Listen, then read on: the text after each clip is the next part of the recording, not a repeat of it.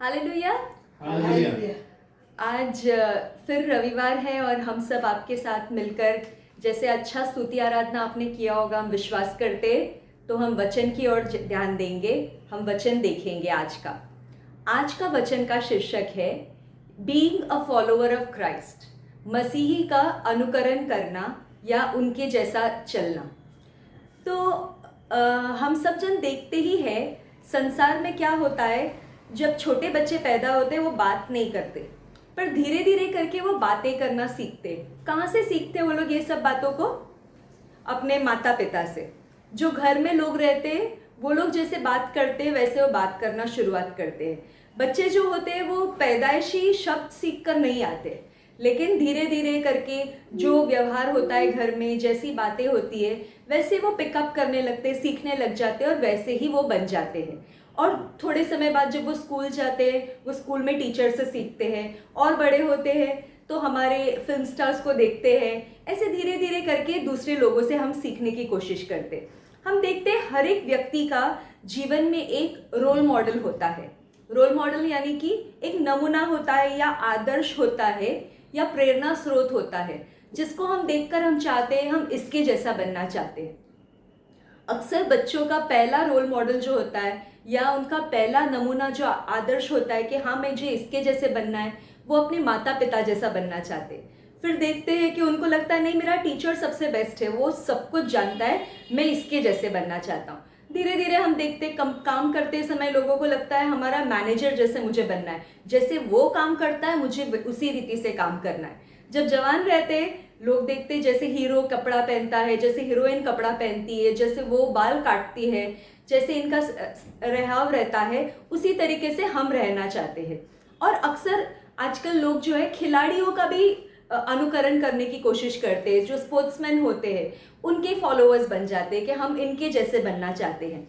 लेकिन इन संसार में हम देखते हैं कि बहुत सारे चीज़ें हैं जिसका हम अनुकरण कर सकते हैं, पर बाइबल कहती है कि हम क्या है, हम जगत के नमक और ज्योति है, और हमारा लोग जो है हमारा अनुकरण करेंगे क्योंकि हम जगत के नमक है और ज्योति है। नमक का काम क्या होता है? खाने में सब कुछ डाल दो, लेकिन एक नमक का अगर गड़बड़ कर दोगे तो क्या हो जाएगा? खाना में कुछ भी रुचि नहीं रहेगा। इसी रीति से यदि आप जगत की ज्योति है, हम कहते हैं, अगर अंधकार में क्या कोई भी रहना पसंद करता है? अंधकार में नहीं। हम सभी को जो है ज्योति अच्छी लगती है, कोई अंधेरे में रहना पसंद नहीं करता है। तो इस संसार के अंधकार में हम एक ज्योति के समान परमेश्वर ने हमें रखा है। हम पढ़ेंगे मत्ती का किताब, उसका 5वां अध्याय, उसका 16 वचन, उसमें क्या लिखा है। सभी जन, मैं विश्वास करती हूँ अपना अपना बाइबल जरूर लेकर बैठे होंगे आज संदेश सुनने के लिए। हम अपना बाइबल खोलेंगे मत्ती का 5वां अध्याय, उसका 16 वचन में।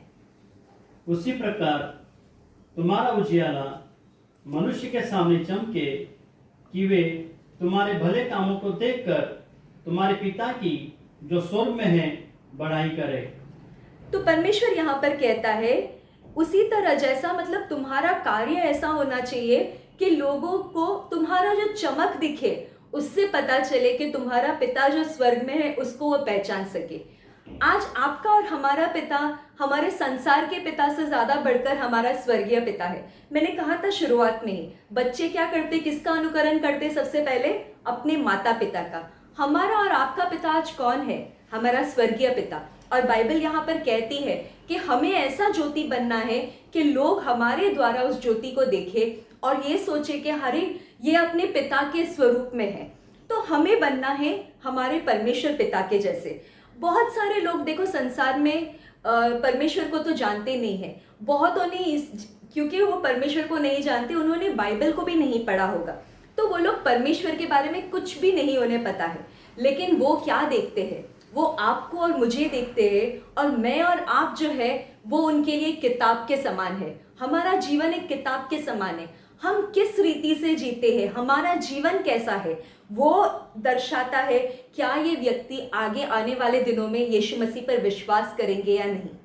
हम देखते हैं बहुत सारे लोग जो है हम पर नजर रखे रहते हैं कि अरे ये मसीह है, ये विश्वासी है, तो क्या अलग है इसमें, क्या ये हमारे जैसा ही है या नहीं है। देखते हैं कि अरे इसका बर्ताव अलग है, ये हमारे जैसा ही खाता पीता है, हमारे जैसा ही रहता है, लेकिन कुछ तो है बात जो इसे हमसे अलग करता है। तो वो अलग सी बात क्या है, वो हमें उसको दिखाना है। वो ही है वो ज्योति जो हमें उन्हें स्वर्गीय पिता के बारे में दिखा सकता है। तो आज हमें वो ज्योति बनना है। हम देखते हैं वचन में क्या लिखा है, हमें किसकी अनुकरण करना चाहिए। क्या हमारा अनुकरण करने के लिए हमारा नमूना कौन होना चाहिए? क्या पिक्चर के हीरो हीरोइंस, या फिर स्पोर्ट्समैन होना चाहिए, या फिर हमारे संसार के माता पिता या शिक्षक होना चाहिए? हम पढ़ेंगे इफिसियों का 5वां अध्याय, उसका पहला वचन में क्या लिखा है कि हमें किसका अनुकरण करना चाहिए। इफिसियों का किताब, उसका 5वां अध्याय, उसका पहला वचन हम पढ़ेंगे। इसलिए प्रिय बालकों की नाई परमेश्वर के सदृश बनो। यहाँ पे लिखा है, इसलिए प्रिय बालकों के नाई परमेश्वर के समान सदृश्य बनो।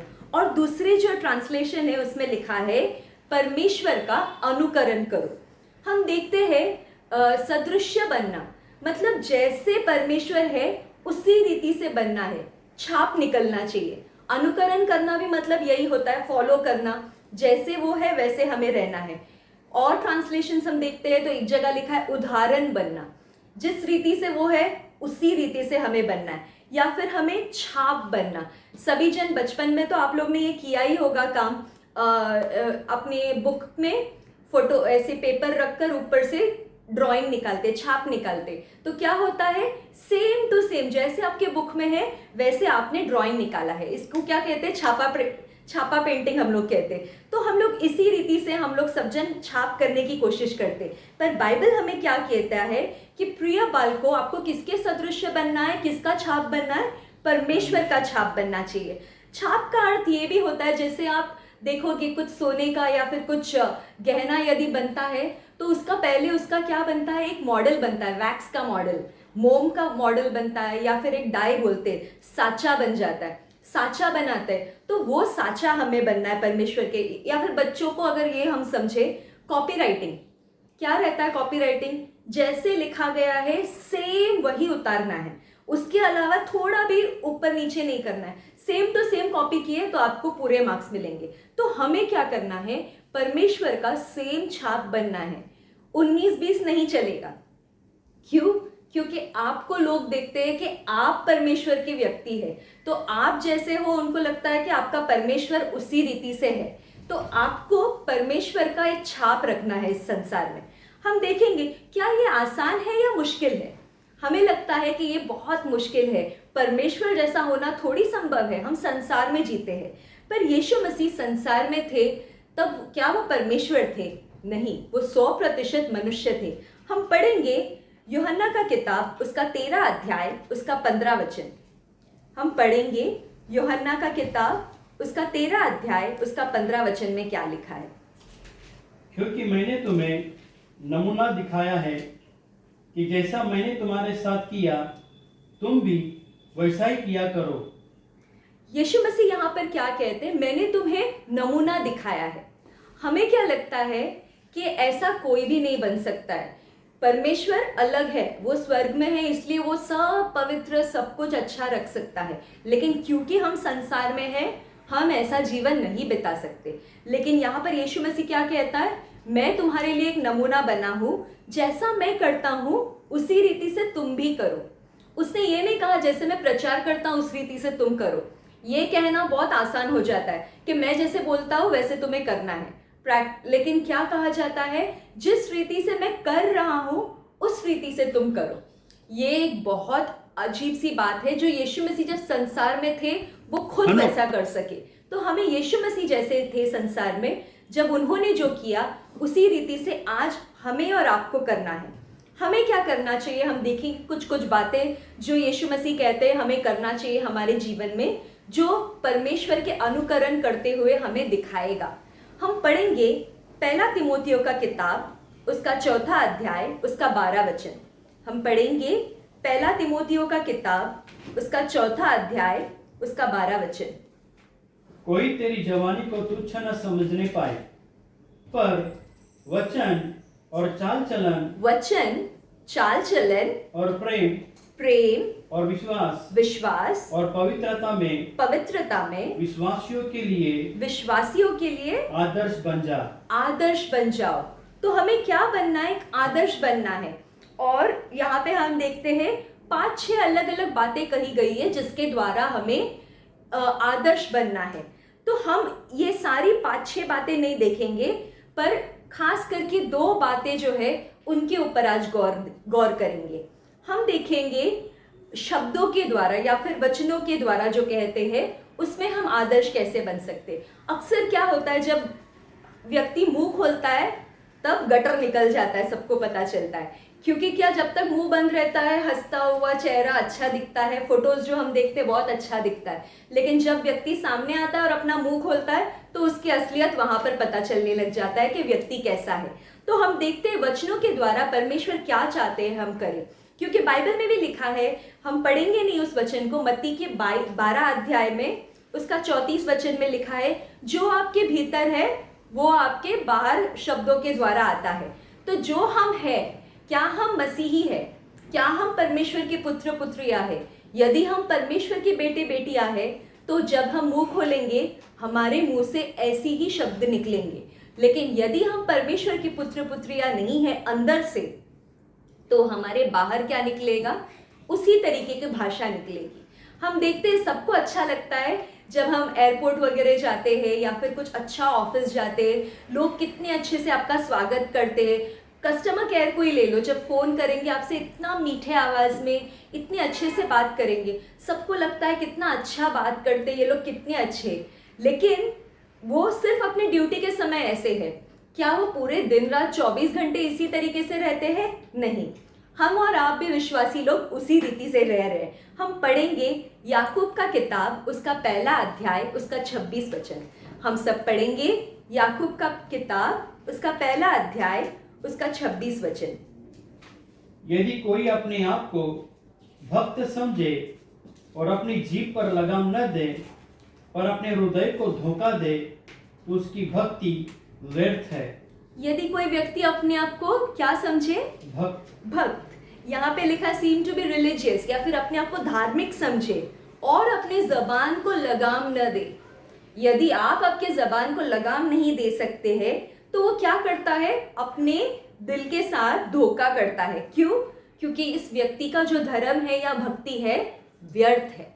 तो यदि आप बहुत भक्ति करने वाले, बताने वाले व्यक्ति होंगे कि नहीं मैं बहुत गाना गाता हूँ, परमेश्वर का 24 घंटे में गाना सुनता रहता हूँ, या फिर मैं वचन बहुत सुनता हूँ, लेकिन आपका जबान बताता है, यदि आप अपने जबान को लगाम में नहीं ला सकते हो, यदि आप अपने जबान को नहीं वश में कर सकते हो, यानी कि आप परमेश्वर के अनुसार नहीं जीवन बिता सकते हैं। बहुत आसान हो जाता है जब मतलब हम संसार की तरह जीना। हम भी कैसे, जब कलीसिया के अंदर है हम बहुत अच्छे से हालेलुया हालेलुया स्तुति आराधना सब करेंगे और वचन को सबसे मीठा मीठा बात करेंगे, सबसे मुस्कुरा के बोलेंगे। क्या वही हमारा भाषा कलीसिया के बाहर भी है क्या? ये बहुत ज़रूरी है। परमेश्वर का वचन कहता है आपका भक्ति पूर्ण व्यर्थ है यदि आप आपके जबान को लगाम नहीं दे पाते हैं। और एक वचन हम पढ़ेंगे कुलूसियों का 4 अध्याय, उसका 6 वचन। हम पढ़ेंगे कुलूसियों का 4 अध्याय, उसका 6 वचन। तुम्हारा वचन सदा अनुग्रह सहित और सलोना हो। तुम्हारा वचन कैसा होना चाहिए? सदा अनुग्रह सहित और सलोना, मीठा रहना चाहिए, सबको मधुर लगने वाला अच्छा शब्द। आगे, कि तुम्हें हर मनुष्य को उचित रीति से उत्तर देना आ जाए। और तुम्हें ये पता होना चाहिए हर व्यक्ति से कैसे बात करना है।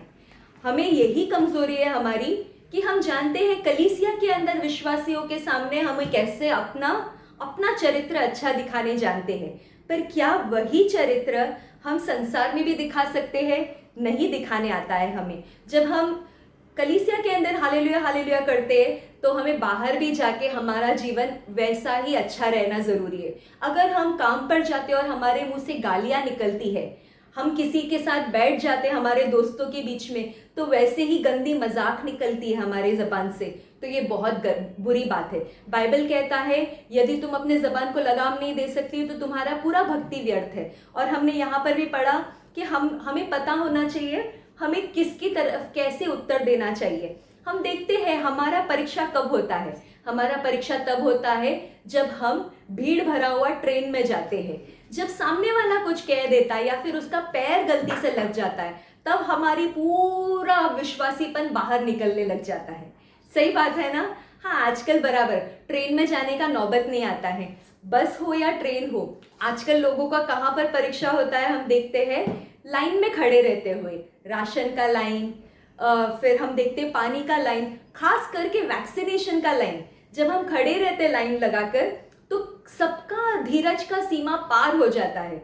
कोई सामने कौन खड़ा है, पीछे कौन खड़ा है, हमें लगता है कोई है ही नहीं हमारे आजू बाजू में, और हम विश्वासीपन को बाजू में रख देते। एक व्यक्ति कहा करते थे, एक पासवान, कि जब मैं ऐसा कुछ स्थिति आ जाता है, मुझे ऐसा लगता है मैं अपना पास्टरपना को बाजू में रख दूं 2 मिनट के लिए और मैं अच्छे से अपने हिसाब से लड़ाई करूं। क्या हम ऐसा कर सकते हैं? हमें ऐसा करना नहीं है। जब हम विश्वासी है, हमें वही रीति, हमारा वही स्वभाव, हमारा वही चरित्र हमें वो वैक्सीनेशन के लाइन में भी दिखाना है जब हम खड़े हैं। यदि कोई व्यक्ति बुजुर्ग है, यदि कोई व्यक्ति ज़्यादा ज़रूरतमंद है, हमें उनको आगे जाने का मौका देना है। राशन का लाइन हो, पानी का लाइन हो, वहाँ पर सब जगह हमारा पूरा दिमाग खराब हो जाता है। क्यों? क्योंकि चर्च के लोग नहीं है वहाँ पर देखने के लिए ना, तो हम अपने हिसाब से रह सकते, ये गलत बात है। प्रभु का वचन कहता है हर समय आपको क्या करना है? परमेश्वर का अनुकरण करना है। क्यों? क्योंकि लोग आपको देखते हैं, उन्हें लगता है कि आप ही परमेश्वर के बच्चे हैं और आप वो उदाहरण हैं जिसको वो फॉलो करना चाहते हैं। पर क्या आप वो उदाहरण बन रहे हो? नहीं, हमें बनना ज़रूरी है। आज हम देखे हैं, पहला पॉइंट हमने देखा अपने शब्दों के द्वारा हमने क्या किया है। शब्दों के द्वारा हमें परमेश्वर के राज्य में अनुकरण करके परमेश्वर का अनुकरण करना है और अच्छी रीति से अपना जीवन बिताना है। और दूसरा पॉइंट हम देखते हैं अपनी चाल चलन के बारे में। दूसरा पॉइंट हमने पहले तिमोथियों में पढ़ लिया था, 5-6 बातें कही गई थी। हिंदी बाइबल में अभी हमने 5 पॉइंट देखा, ऐसे देखा तो 6 पॉइंट्स है, लेकिन मैंने सिर्फ 2 पॉइंट आज के वचन के लिए उठाया है, जो है शब्द और दूसरा है चाल चलन। तो अब हम देखेंगे चाल चलन के बारे में। हमें अच्छा चाल कब चलना चाहिए? जब कोई हमें देखता है या जब कोई हमें नहीं देखे तब भी। हम पढ़ेंगे फिलिपियों का किताब, उसका पहला अध्याय, उसका 27वां वचन। हम पढ़ेंगे फिलिपियों का किताब, उसका पहला अध्याय, उसका 27वां वचन। केवल इतना करो कि तुम्हारा चाल चलन मसीह के सुसमाचार के योग्य हो। तुम्हारा चाल चलन किसके योग्य हो? मसीह के सुसमाचार के योग्य हो। जैसा मसीह चाहता है, मसीह का बाइबल में जो लिखा है उसके अनुसार ही होना चाहिए। आपका चाल चलन, आप कुछ भी सोचो कि हाँ नहीं मुझे इसके जैसे बनना था, उसके जैसे बनना था, यदि आप परमेश्वर के पुत्र पुत्रिया है तो आपका चाल चलन परमेश्वर के वचनों के योग्य होना चाहिए। आगे, चाहे मैं आकर तुम्हें देखूं, चाहे न भी आओ, तुम्हारे विषय में यह सुनो कि तुम एक ही आत्मा में स्थिर रहो और एक चित्त होकर सुसमाचार के विश्वास के लिए परिश्रम करते रहते हो। यहाँ पर पौलुस फिलिपियों को कहता है कि यदि मैं वहां पर आऊं या नहीं रहूं, मैं भले रहूं या नहीं रहूं, मुझे यही सुनने में आना चाहिए। लोगों को क्या लगता है, अरे यहाँ पर तो पास्टर नहीं है, लीडर नहीं है, कोई भी नहीं है, परमेश्वर कहाँ से देख लेगा, कौन है देखने वाला? लेकिन ऐसा नहीं है। लोग भले ये सोचे, लेकिन सब जगह से पता तो चल ही जाता है। लोग सोचते होंगे कि मैं तो यहाँ पर हूँ, आंटी रहती है मनवेलपाड़ा में, विरार में रहती है, थोड़ी उनका नज़र वेस्ट बंगाल में चला जाएगा, मैं क्या कर रहा हूँ, नाला सुपारा में कहाँ पहुँच जाएगा नज़र। लेकिन नहीं, भले ही हम रहे न रहे, बाइबल क्या कहता है, आपको कोई देखने वाला रहे न रहे, लेकिन आपका चाल चलन परमेश्वर के योग्य अनुसार रहना चाहिए। हमें ज़रूरी नहीं है कोई देखे नहीं देखे। ऐसे ही बहुत सारे लोग क्या करते हैं, जब काम पर जाते, अगर आप सुबह 8 बजे का ड्यूटी शुरू होता है, 10 बजे तक जब तक आपका मैनेजर नहीं आता है, काम का टेबल पे काम शुरू नहीं होता है। क्यों? क्योंकि मैनेजर नहीं है। जब तक देखने वाला नहीं है तो फिर हमें काम करने की क्या ज़रूरत है? क्योंकि पगार कौन देता है? जब मैनेजर सामने अपनी नज़रों से देखेगा तब पगार आएगा। लेकिन आपका टाइम कब से शुरुआत हुआ है? सुबह 8 से। तो आपको ज़रूरी है वो सुबह 8 से लेके 10 जो आपने 2 घंटा वेस्ट किया, तो आप एक सच्चे विश्वासी है तो आपको 2 घंटे का पगार नहीं लेना चाहिए, क्योंकि आपने काम ही नहीं किया है। तो फिर आपको ध्यान देना चाहिए कि भले ही कोई देखे या न देखे, आपको काम करना है, क्योंकि परमेश्वर का वचन कहता है कोई देखे न देखे, आपको परमेश्वर के अनुसार रहना है। आपका चाल चलन जो है परमेश्वर के योग्य होना चाहिए। हम और एक वचन देखेंगे, पहला पत्रस का 2 अध्याय उसका 12 वचन। पहला पत्रस का 2 अध्याय उसका 12 वचन। अन्य जातियों में तुम्हारा चाल चलन भला हो, इसलिए कि जिन जिन बातों में वे तुम्हें कुकर्मी जानकर बदनाम करते हैं, वे तुम्हारे भले कामों को देखकर उन्हीं के कारण कृपा दृष्टि के दिन परमेश्वर की महिमा करे। यहाँ पर लिखा है कि अन्य जातियों के सामने तुम्हारा चाल चलन कैसा हो, बुरा हो लिखा है क्या? सिर्फ विश्वासियों के सामने अच्छा रहना है और अन्य जातियों के साथ बुरा चाल चलन करना है लिखा है क्या? नहीं लिखा है। बाइबल में लिखा है तुम्हारा चाल चलन जो है अन्य जातियों के साथ भी भला हो। क्यों भला हो? क्योंकि वो ही लोग हैं जो आपको देखे हैं पहले से, वो आपके जीवन को पहले से जानते हैं कि आप कैसे थे और अब कैसे हैं। आपके अंदर का बदलाव को वो नोटिस करेंगे, कलीसिया के लोग नहीं नोटिस करेंगे, क्योंकि कलीसिया में आप आते हो तो आप धार्मिक ही रहते हो। आप बाहर क्या हो वो अन्य जाति के लोग जानते हैं, और अगर आपको उनको सुधारना है, उनको प्रभु के मार्ग में लाना है, तो आपको सुधरना जरूरी है। जब तक आप नहीं बदलोगे, आप उनके जैसा रहोगे, तो आप में और उनमें कोई फर्क नहीं है। और परमेश्वर का वचन कहता है कि आपका चाल चलन उनके सामने भला होना चाहिए। आपको उनके साथ बुरा व्यवहार नहीं करना है कि चलो ये तो अन्य जाति है, मुझे इसका क्या, मुझे इससे क्या लेना देना। नहीं, बाइबल कहता है आपको अन्य जातियों को भी भला करना है। तो जहां अगर यदि आप कोई लाइन में हो, यदि आप ट्रेन में हो, आपके आजू बाजू में अन्य जाति के लोग हो, तो ज़रूरी नहीं है आप उनको कुछ भी बोल सकते हो, क्योंकि अन्य जाति के लोगों के साथ आपको भला करना है, ये बाइबल आपको कहती है। तो क्या आप एक उदाहरण बन रहे हो? क्या आप एक नमूना बन रहे हो कि लोग आपको देखकर फॉलो करें?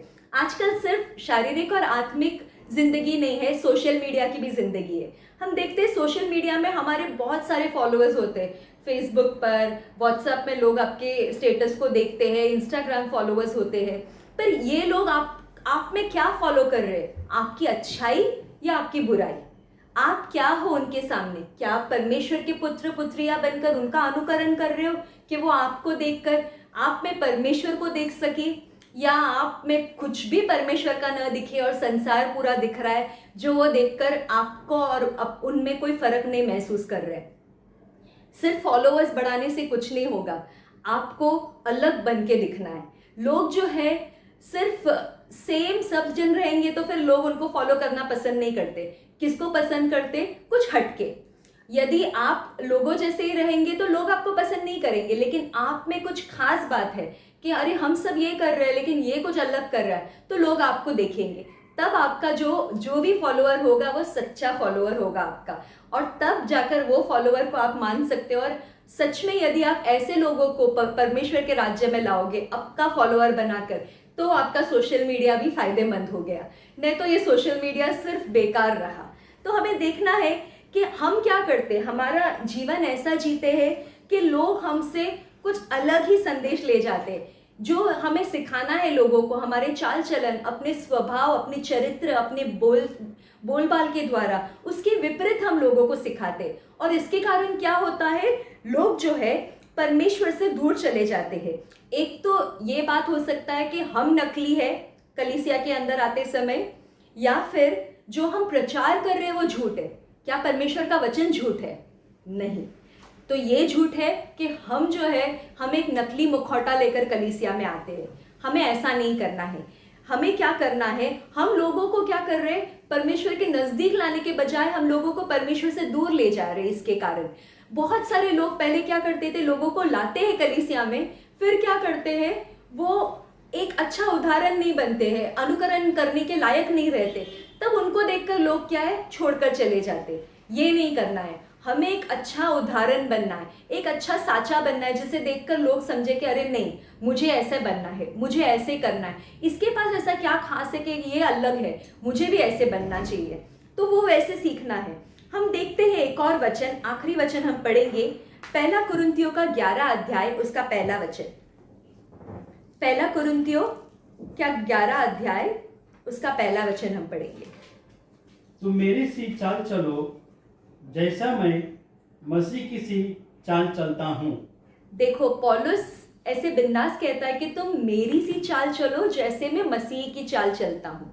यीशु मसीह ने कहा कि जैसे मैं कर रहा हूँ वैसे तुम करो, लेकिन पौलुस एक दूसरा व्यक्ति था जिसमें ये हिम्मत था कहने का कि जैसे मैं करता हूँ वैसे करो। क्यों? क्योंकि वो मसीह जैसा कर रहा है। क्या आप में और मुझ में ये दम है कि हम बोल सकते हैं कि मेरे जैसे करो क्योंकि मैं मसीह का पूरा पूरा भक्त हूँ, मैं जैसे परमेश्वर कहता है वैसे ही हूँ? क्या हम वैसे कहने के लायक है, योग्य है? अब तक नहीं, हमें बनना चाहिए। हम देखते हैं लोग जो संसार में हैं हमें देखते रहते हैं हमेशा कि ये एक परमेश्वर का बच्चा है, तो सबका नज़र हम पर रहता है। हम हमेशा कहते हैं कि कभी जब सताव आता है तो सब लोग कहते हैं, अरे लोग कहते हैं कि ये मसीह का बच्चा है, मसीह में जाकर भी कुछ नहीं हुआ इसका, ऐसे कहते हैं। लेकिन वो लोग का नज़र सिर्फ बुरे वक्त में नहीं रहता है, अच्छे वक्त में भी रहता है आपके ऊपर, सिर्फ आपको दिखाई नहीं देता है। अच्छे वक्त पे रहता है तब लोग आते हैं, लेकिन जब बुरे वक्त पर उन लोग देखते हैं आपका बर्ताव कैसा है। क्या आपका बर्ताव सिर्फ अच्छे वक्त पे अच्छा है और बुरे वक्त पे बुरा? तो आप में और उनमें कोई फर्क नहीं है, लेकिन आपका बर्ताव हर समय अच्छा होना है जिसको देखकर लोग समझ जाए कि आप परमेश्वर के पुत्र पुत्रियां हैं। हमें एक उदाहरण कहाँ बनना है? सिर्फ हमारे कलीसिया के अंदर नहीं, कलीसिया के अंदर पूरा उदाहरण है, बाइबल है, सब कुछ है। हमें एक उदाहरण कहाँ बनना है? हमारे घर के अंदर। हमें उदाहरण कहाँ बनना है? हमारे पड़ोसियों के बीच में। हमें उदाहरण कहाँ बनना है? हमारे स्कूल और कॉलेज में। हमें एक उदाहरण कहाँ बनना है? हमारे गांव में, हमारे काम पर, हमारे लोगों के बीच में, सब जगह पर हमें एक उदाहरण बनना है। ये बहुत ज़रूरी है। और हम देखते हैं एक कंपनी का जो प्रतिष्ठा है या रेप्यूटेशन है किसके हाथ पर रहता है? उसके सारे कर्मचारियों के हाथ में। क्या हम कह सकते हैं कि सिर्फ मैनेजर या सीईओ या मैनेजिंग डायरेक्टर जो है वो ही पूरा कंपनी का ही जिम्मेदार है? उसने अगर खराब किया तो इसलिए खराब हो गया, उसने अच्छा किया तो अच्छा हुआ? नहीं, छोटे से छोटा वर्कर जो है वो भी जिम्मेदार रहता है। तो मैं और आप ऐसे ही वर्कर के समान है संसार में। जब अगर हम कुछ गलतियां करें, लोगों के नज़र में हम दिखेंगे कि अरे ये परमेश्वर का पुत्र पुत्री है, इसने ऐसे कैसे कर दिया, तो हमें ध्यान देना ज़रूरी है। हम हमेशा 24 घंटे और 365 दिन ड्यूटी पर है। हम सिर्फ कलीसिया के अंदर सुबह 8 से 10 बजे के अंदर ड्यूटी पर नहीं है, संडे के दिन पूरे 24 घंटे 365 दिन हमारी ड्यूटी है। जैसे एक सैनिक की होती है हमेशा सरहद के पर जाने के लिए तैयार, उसी रीति से आपकी और मेरी ड्यूटी है। हमें तैयार रहना है, लोगों के सामने हमेशा अपने आप को सिद्ध दिखाते हुए, पवित्र दिखाते हुए, हमारा चाल चलन और बोलबाल में अच्छे दिखाते हुए। कलीसिया में एक और बाहर एक ऐसे मत बनो, लेकिन अपना पूरा ईमानदारी से स्कूल में, कॉलेज में, काम पर, आपके पड़ोसियों के बीच में, आपके व्यवसाय में, सभी जगह पर आपको ईमानदारी से रहना है। आपके बोलबाल को, आपको ज़बान पर लगाम लगाना है और जो है आपका चाल चलन अच्छा रहना ज़रूरी है। क्यों? क्योंकि आप जो है, मैं जो हूँ, परमेश्वर के स्वरूप है। क्या आप तैयार हो अपना बोलबाल और आपके चाल चलन को बदलने के लिए? आइए हम सब अपनी आंखें बंद करें और प्रार्थना करें कि परमेश्वर हमारी सहायता करे। भले ही अब तक नहीं रहा हो, लेकिन आज से हम कोशिश करेंगे और परमेश्वर हमारी मदद करेगा और हम बनेंगे परमेश्वर के जैसे, ताकि लोग जो है हमें देखें और उसमें उन्हें परमेश्वर दिखाई दे। जैसे हम वो गीत गाते हैं हमेशा, जैसा तेरा स्वभाव है वैसा ही मेरा भी हो, जैसा तू करता है, जैसा तेरी आचरण है वैसे ही मेरा भी रहे। तो हमें भी वैसे ही बनना है। आइए हम सब अपनी आंखें बंद करें और प्रार्थना करें इस समय। Lord Jesus, once again we come to your mighty throne of grace, O Father. We thank and praise you, O Father, for this wonderful time, O Father, that you were there with us, O Father.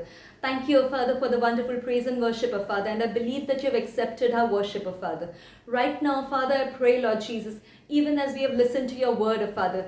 Lord, I pray, oh Father, and I believe, Lord, oh Father, whatever I've spoken, oh Father, would have been in accordance to your word, oh Father. And I believe, oh Father, it is for each one of us to change, oh Father, Lord. Oh Father, I pray, oh Father, we all need to be, oh Father, like your people, oh Father. Followers of you, O Father, Lord. We want to imitate you, O Father. Be your impression, your image, O Father. Same like you, O Father. Because, Lord, you have said, O Father, do as I do, O Father. Lord, we need to be just as you are, O Father, Lord. Lord, please help us, O Father, that our words may change, our actions may change, O Father. Whatever we do in the world, O Father, let it not be like any other worldly person, O Father, but let us, O Father, be like your child, O Father, in the world, O Father, shining, O Father, as a light, as a salt of this world, O Father, even as you have kept us, O Father, as an example to this world, O Father.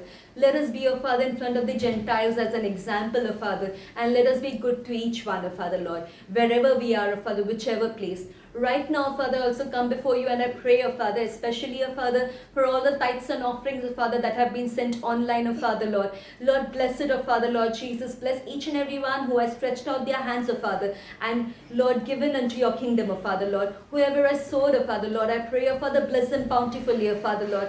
O Father, let it come back to them, O Father, pressed down, shaken together, and running over, Lord, O Father. And I pray, Lord Jesus, whoever is not well, O Father, Lord, right now, Father, Lord Jesus, due to any climate, O Father, or any other reason, O Father, we come against every sickness, O Father, and we pray, O Father, for your goodness and health upon each and every child of yours, O Father. I thank and praise you, O Father, Lord Jesus, Lord, for answering our prayers, O Father, and keep each and every one safe under your precious blood, O Father, till we meet next time, O Father, Lord. Lord, I believe that you will answer all our prayers. So we ask thee in Jesus' most mighty and precious name.